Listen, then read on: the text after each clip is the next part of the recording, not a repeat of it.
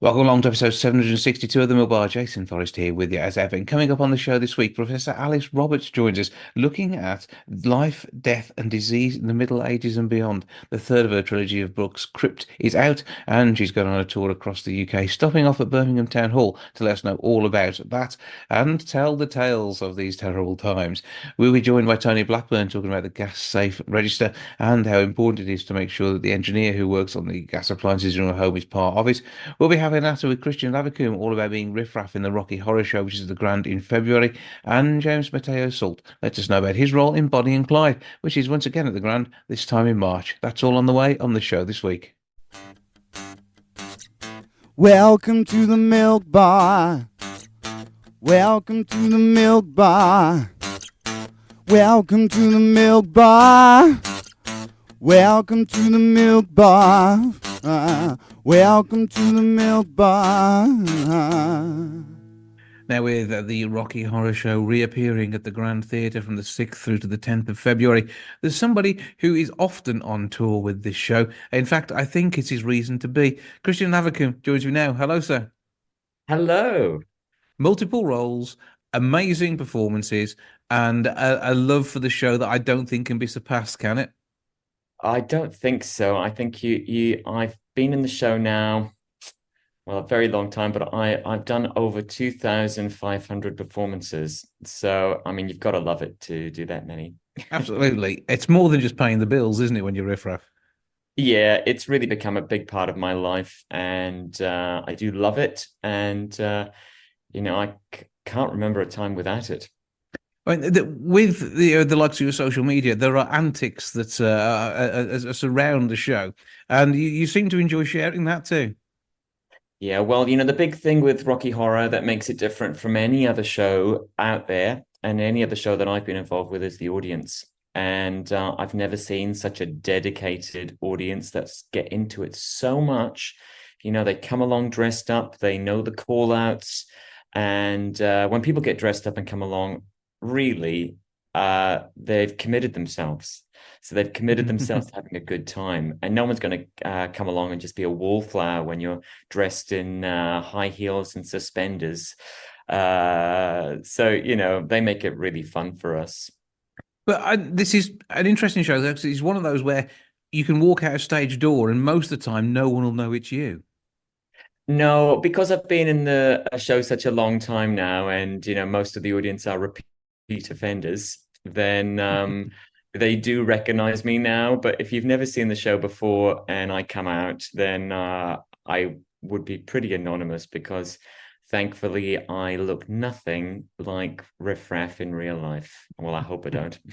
But it's the ears are there, but that's about it, I think. So it's a show though, which with the way the audience interact and the fact that it will be different every night. You've done more than 2,500 performances, but each one a different show.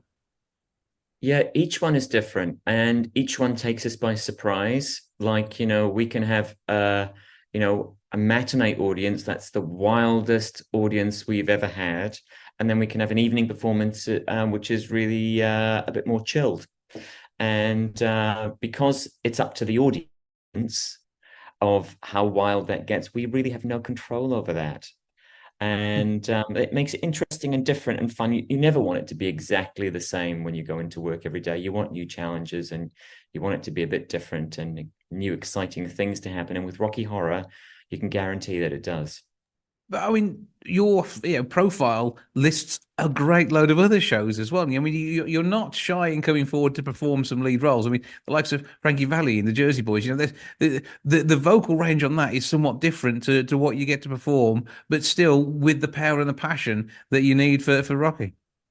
Yeah, it is. Riff Raff is not an easy sing for me, and I don't think it's an easy sing for anyone. I don't think. Well, not anyone I've met, but so I do have to as a singer, you have to treat yourself a little bit like an athlete, as if you're about to run a race.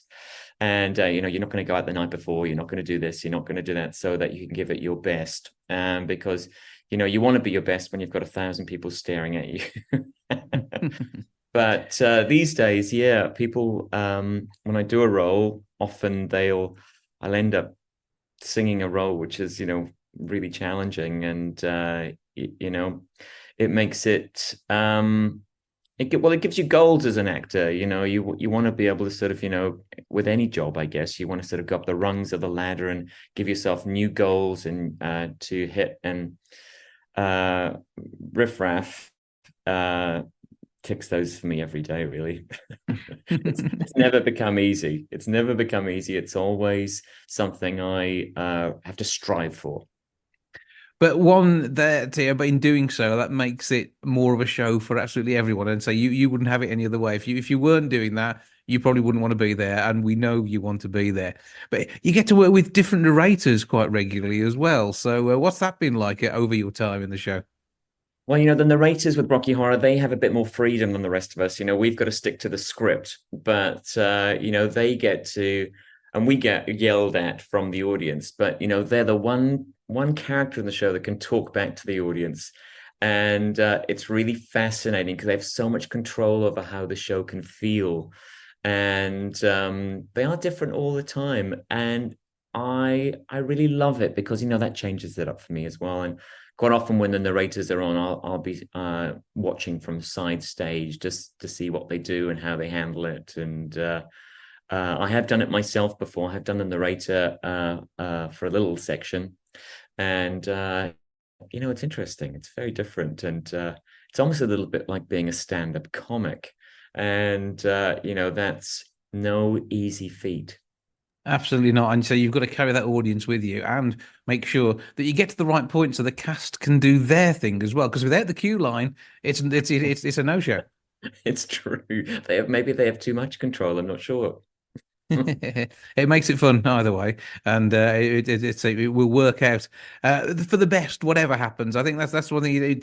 The Rocky Horror Show, it knows whatever happens on that night, it kind of stays on that night. It does indeed. Yeah, like we say, it's different every night. With the tour at the minute, you must be enjoying being out on the road. And again, when you're visiting a town or city, do you feel you kind of change it a little bit with the magic of the Rocky Horror Show? Well, for me, it does change the theatre does change every week, and it actually changes literally with the theatre because, one of the pleasures for myself as an actor is to go to all these different towns and all these different cities and perform in these beautiful theatres. And, the theatre in Wolverhampton, the Wolverhampton Grand is it's glorious. It's very beautiful, and I'm obsessed by theatres. So it's one of the privileges for me. And this tour has been a long one. We've been on the road now pretty much since for the last 3 years. And I'm not sure if we've come through Wolverhampton in that time. I don't think so. Not since the pandemic, I don't think. I'm sure we No. were, because we did a Facebook Live pre-pandemic, and you were Yes. part of that, as I recall. So Yes, and we have been all over the place. So I'm really excited to get back to Wolverhampton because it's been a while. I have been there a few times, but it feels like ages. I'm definitely ready to come back and see that theatre. we're looking forward to seeing you in it. The 6th through to the 10th of February is the Rocky Horror Show at Wolverhampton's Grand. Grandtheatre.co.uk to get your tickets, or 01902 429212, the box office number. It will be an absolute treat. Have an amazing time. Break a leg, and we look forward to seeing you do your thing as Riff Raff on stage at the Grand once more. Oh, thank you so much. I can't wait.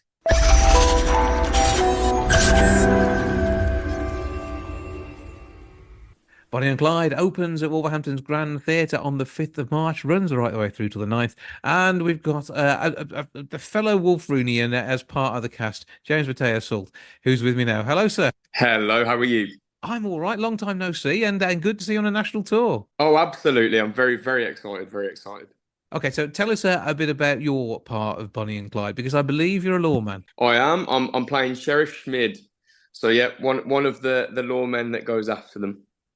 And it's obviously an exciting tale, and it must be good fun telling a story which everyone's kind of got a hint of, kind of knows the ending. So there are spoilers in most popular culture, but still, it's a massive romp along the way. It really is. I mean, it's one of them where, like you say, lots of people know the story. We've all heard how it kind of ends, but the show that obviously that we're doing, you get an insight into like their actual lives and like what was the real impetus behind them doing things. So we've all seen the film and we hear bits about it, but this is just a little bit different, a little bit more focused on them, I'd say.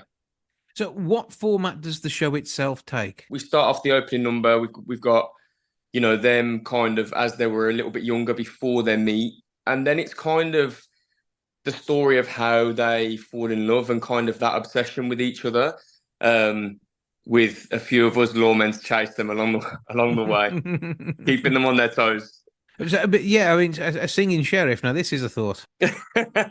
Absolutely. But yeah, you'll be seeing me. I mean, mine's definitely more of the acting side of things. But yeah, I'm always on their tail, so be good fun. But I love the fact there's a number of you who double up as part of the ensemble as well. So we'll see you in all sorts of roles as we go through the story. Absolutely. I mean, there's quite a few of us in the cast that are filling up those parts alongside. So yeah. Now, this in itself, I mean, it's won awards, and this is doing great things, and it must be nice being part of something which is sort of brand new as it comes around on tour. I mean, no one in Wolverhampton who's only been in Wolverhampton will have seen this before. Absolutely not. I mean, it started a few years ago. They were bringing the story over here. It hadn't been done before. And then this production, I mean, it was in the West End last year, the start of last year, and did extremely well. People loved it. The critics loved it.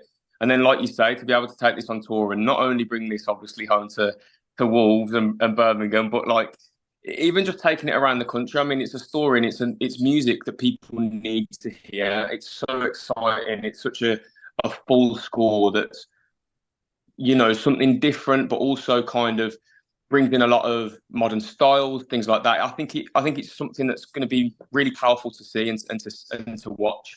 Yeah, because I mean, the behind the scenes team are award nominees and award winners, and then you've got an amazing cast who are going to be there, yeah, absolutely giving you all, and you've got some big names off the telly to deal with as well, so that's going to be good fun. Absolutely. I mean, we've got obviously Catherine Tilsley; she's going to be incredible as Blanche, and then Danny Hatchard as well, who joins us on later. But I mean, the entire cast. I mean, I actually haven't started rehearsals yet. We don't start until for a week and a bit, but. I mean, just from the stuff I've seen them in myself, it's really exciting. I mean, I'm actually doing it with a guy that I did a show with before, Callum, who is great. So yeah, I mean, the level of the cast, I'm just so excited about getting into that rehearsal room and getting stuck in. Yeah, because I mean, we used to seeing you on stage in Wolverhampton, so we know how good you are.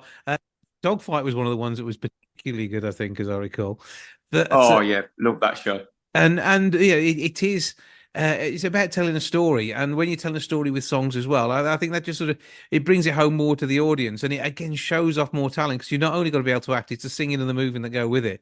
And you're really lined up well for this, and who knows where it's going to take you next? Well, that's the hope. I mean, to be honest, I mean, like you said, Dogfight. That was the story. As a story itself, that's something that it's not just your classic stand, clap, have a good time. There's a bit of grit into it, and that's the same with Bonnie and Clyde. All of these stories that have got a little bit of something extra, those are the ones I really want to be a part of. And it like I say, it gives you something to get your teeth stuck into a bit more. But yeah, we'll see. I'm just so excited about this one. It's going to be so exciting. Judging by your Facebook timeline, your family are excited as well. Oh, can't wait, and obviously.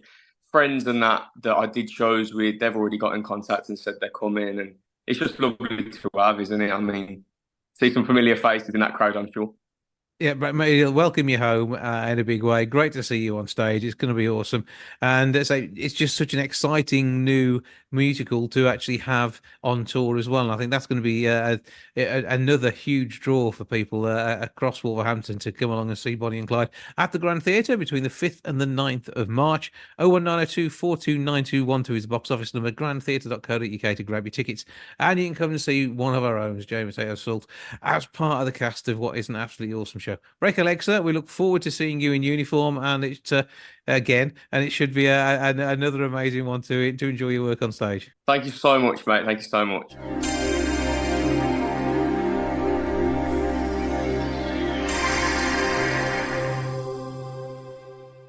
Now, Professor Alice Roberts is not only promoting her new book, Crypt, but heading out across the UK to tell us all about it too. She's in Birmingham on the 26th of February, and she's here now to let us know more about what's actually happening. Hello to you. Hello, Jason. Lovely to speak to you. I'm very excited about this. I've just literally got the first copies of Crypt that have rolled off the presses, and it will be out at the end of February.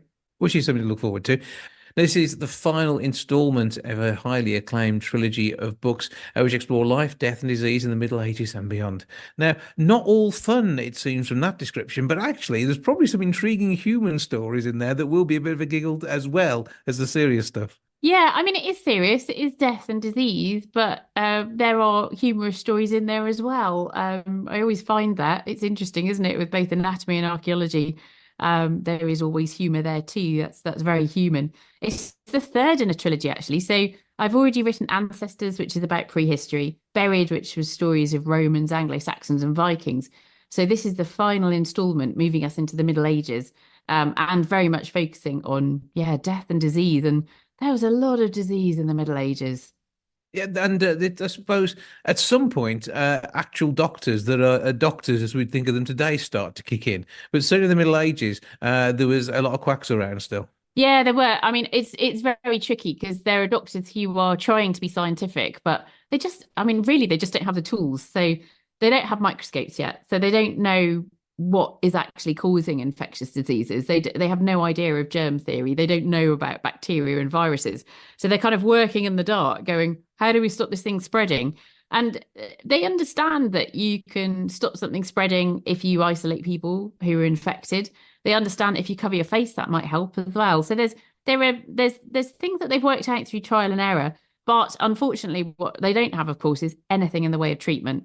So they try treatment, but there's nothing that works. When it comes down to the likes of leprosy, syphilis, and plague, really cures for these things have only started to come along in the recent living memory, and in some cases. Yeah, I mean, we're basically talking about antibiotics and vaccinations. I mean, before that, we just, we didn't have any means of stopping the spread of something other than literally just keeping people apart. So they understood quarantine. Quarantine comes from the French word quarante. It means keeping ships away for 40 days if there's disease on board before letting people disembark. So they understand that kind of thing. But yeah, in terms of treatment, we're so lucky today.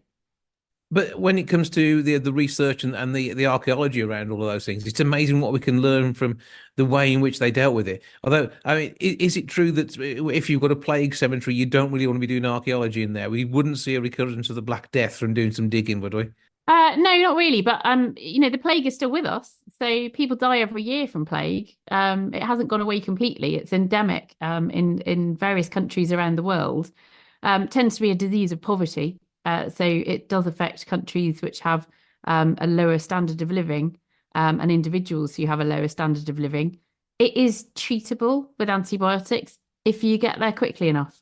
So we're very lucky in this country with a good healthcare system, could do with a bit more support, but we're very lucky in this country. Not everybody around the world has got access to healthcare in the same way that we have. And it's interesting to see how that has developed. I mean, the UK in the Middle Ages wasn't quite so united back then, or maybe it isn't even now. But it still had a government that was trying to beat these diseases as you don't want your population to die, do you? There wasn't much they could do though, and when we look at the mortality rates for the Black Death, it is chilling. We estimate that between a third and a half of the European population was wiped out in the 14th century Black Death. It's quite sobering, isn't it, to think that something sweeping through, you're going to lose half of your friends and family in one fell swoop. It must have been utterly, utterly terrifying to live through. Yeah, I mean, we've lived some through weird times that we were never expecting in our lifetimes, let alone something which is as terrible as that, and with absolutely no way of curing it, as you say, other than keeping people apart. But how do you live if you're not working together? Yeah, well, it did just spread. It spread very, very quickly. Once it got a foothold in Europe, it spread across Europe, and we're finding that with earlier plagues as well. What's exciting about writing about this subject at this particular time is that we've got amazing insights now from genetics. So we can use ancient DNA, to make precise diagnoses of disease in the past, and on skeletons that show no signs of disease. So, for instance, with the plague, it's going to kill you. If it very often kills you within days. That's not going to leave a mark on your skeleton. So when somebody like me, an osteologist, looks at those bones, I can't tell that the person had plague when they died. But my colleagues, the geneticists, the archaeogeneticists, can take samples from teeth and bone, and they can basically use similar techniques to the techniques we use to keep track of COVID. So PCR, which everyone's heard of now, to amplify DNA, and then sequencing. And what they can do is they can sequence the DNA and see if there is any pathogen DNA in there. So this is how we've been able to say that the Black Death is the plague. It is Yersinia pestis. It's the bug that was first identified in the East Asian outbreak of plague in the 19th century. And what we also know is that the Justinianic plague, which starts in the 6th century in the Byzantine Empire, is the same thing. So once again, it's Yersinia pestis. And what the DNA has shown that we absolutely didn't know before was that the Justinianic plague reached Britain. So we don't have, as far as we know at the moment, we have to go back now and have really carefully looked through the meager historical records that we've got. We haven't got documents saying that the Justinianic plague reached Britain, but we've now got evidence of that plague in 6th century burial sites in Britain, including one that is actually an active piece of research in the book. Because I thought, hang on a minute, I think a site that I worked on years ago might be one of these plague sites, and we have managed to isolate Yersinia pestis DNA from that site. So we've got the second identified site with plague pathogen in the 6th century. So, I mean, this research, it tells us things about human movement that we hadn't realised before, potentially, and certainly a depth of story which just we couldn't have picked up on without this amazing DNA evidence. Yeah, it's brilliant, isn't it? I mean, it's telling us about disease, but as you say, it's also telling us about human movement as well. So we can track migrations by looking at the DNA of a population in 1 century, and then look and see how much it changes in the next few centuries. And we're spotting some really big signs of migration. And I wrote about that in the first of the trilogy, Ancestors. In the Bronze Age in Britain, we see a new culture coming in. It's called the beaker culture. People are often buried with pots, with beakers. And we now know from the genetics that this was a big wave of people coming into Britain in the 3rd millennium BCE, so 4.5 millennia ago. It's 5 minutes on the planetary front forever in our terms of reference ourselves. And, when it comes down to time, and I'm going to guess we're not far off around the same age. You're probably a little bit younger than me. But I certainly remember the rising of the Mary Rose. However, the sinking of the Mary Rose is another area that gets touched on in these books. Yeah, I remember it well. It was a phenomenon, wasn't it? I was a kid watching it on Blue Peter. Mm-hmm. And when I was writing the book, I had the immense privilege of going down to the Mary Rose Museum that I've visited before, but having a great chat with Alex Hildred, who is such a wonderful woman. She was one of the divers on the Mary Rose before they lifted it, and she's still there at the Mary Rose Museum.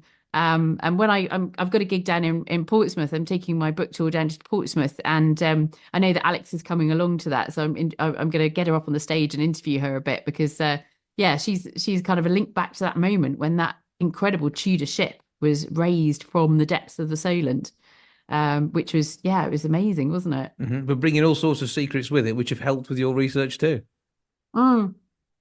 Well, going back down to the Mary Rose Museum, I had a look at the skeletons, and actually with Alex and the other curator there at the Mary Rose Museum, we decided to launch a new research project this summer. And so that's I love that when I'm writing a book which is about research that has already been done, but then it actually starts a new research project as well. Right, it's going to be interesting to see what other bits you share as you make your way around the country. As we say, you're at Birmingham Town Hall. It is Monday, the 26th of February. Lots of other gigs up and down the country as well. But it's going to be well worth checking that out. Books can be bought on the night as well as in advance.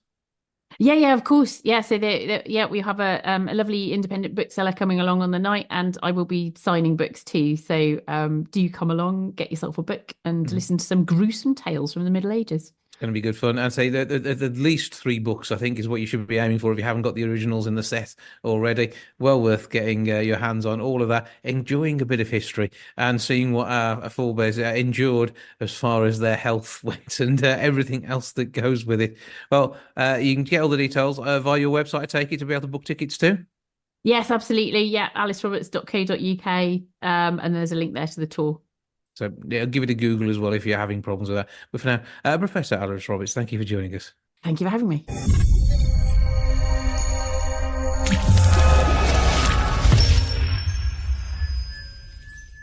Now, when it comes to looking after our families and our homes, it's important we make sure we don't do anything daft with our gas supply. To tell us more about how some grandparents could be not behaving quite as well as they could, I'm joined by Rob Devon from the Gas Safe Register and also by Tony Blackburn. Good afternoon to you both. Hello, thanks for having us on. Good to have you here. Now, first of all, Tony, I mean, as a grandparent yourself, you're not falling in the category with some DIY with the gas gear, are you? You're not doing that. Please tell me. No, not at all, not at all. I mean, I have my gas boiler serviced every year, around about September time, ready for the winter, and just to make sure that everything's all right. Because I think most people, are aware that you've got to be careful of gas, but to have the gas boiler working properly is very important, and particularly the hubs as well, not just the gas boiler, but the hubs that you cook on. If you've got a nice blue flame and no yellowness about it, then that's a good sign. And also, if you can listen to the gas boiler as well, if it's making a funny noise, it probably means that it needs fixing. And also, if you're feeling a bit nauseous, and you're feeling a bit sick, you could have a carbon monoxide leak. I mean, we're not trying to scare people. All we're trying to do is to make people aware of it. And if you do have any problems, there's help at hand. You can go to gassaferegister.co.uk, or you can call 0800 408 5500. So there are various ways you can keep everything safe, but it's really, really important. I think we take the gas boiler for granted, like we do a car, and when the car breaks down, you get one of the services, or you take it into a garage. The same with a gas boiler. You've got to make sure it's working well, particularly with gas. Yeah, because I mean, Robert's the carbon monoxide being a silent killer, and the fact that it's got to be somebody who is registered and is gas safe to be able to do the work on the boiler. Yeah, it's very important. So, look, if you're trying to find a gas engineer, word of mouth is often a starting place for most people, and that's brilliant because somebody's had a good experience. But do take their details and check them on our website. So www.gassaferegister.co.uk. Either pop their registration number into the screen or use the Find an Engineer feature, which uses your postcode, and it will bring up a list of locally qualified engineers. The part of this campaign is about staying safe with gas. So this is about identifying what unsafe gas looks like. So we take these appliances for granted. We expect our boiler to click on in the morning when we wake up. We've got a nice hot house and we've got hot water, and we've got a hob there that we can cook on. But would you be able to identify what unsafe gas looks like? So a nice keen blue flame on your gas hob is what you're looking for, not a floppy yellow flame. It might sound peculiar, but you get to know the sounds in your house, the creaks that it makes, and the noise that your appliances make when they come on. So listen to those appliances. And if you find or you hear that your gas appliance, your boiler, is making a different noise to what you'd expect it to, it could be a sign that something's starting to fail. Get your appliances serviced and maintained. Try and do this regularly is the best way. So annually is the best time to do it.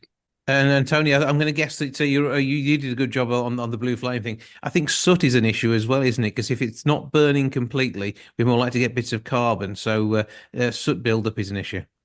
Yeah, you've got to watch for that, haven't you, Rob? Oh, absolutely. Yeah. So soot buildup around the appliance would be an indication of incomplete combustion. So again, you'd need to act promptly and get that appliance checked. Carbon monoxide would be carbon monoxide is a poison. So if you've got an appliance that's giving incomplete combustion, you could have carbon monoxide in the property. So it's knowing the symptoms of carbon monoxide poisoning, often confused with flu or perhaps a heavy night out, headaches, nausea, dizziness, breathlessness.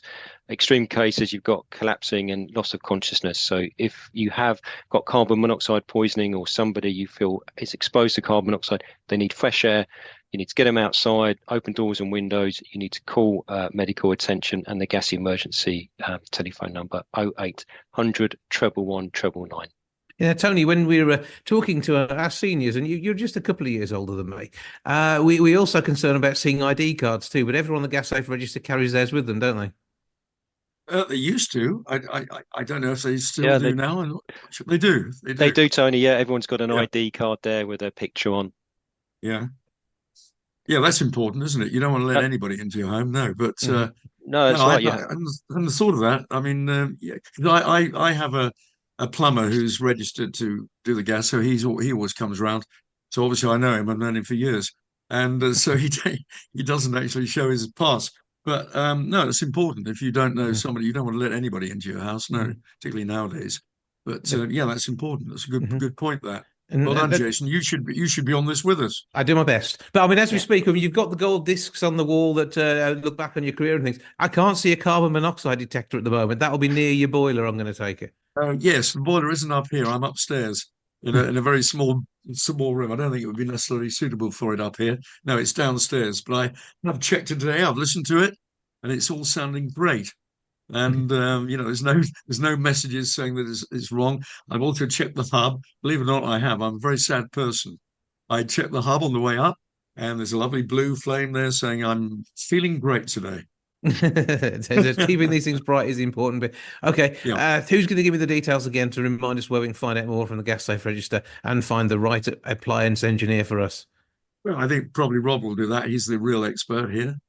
yeah. Thank you, Tony. So our website is www.gassaferegister.co.uk. We also have a fantastic team, customer service agents, who are happy to take your calls on 0800 408 5500. Lots of information on our website, so please do find time to go onto that. Well, Rob Devon from Gas Safe Register and Tony Blackburn, thank you both for joining us. Thanks for inviting us. Thank you very much indeed, Jason. Thank you.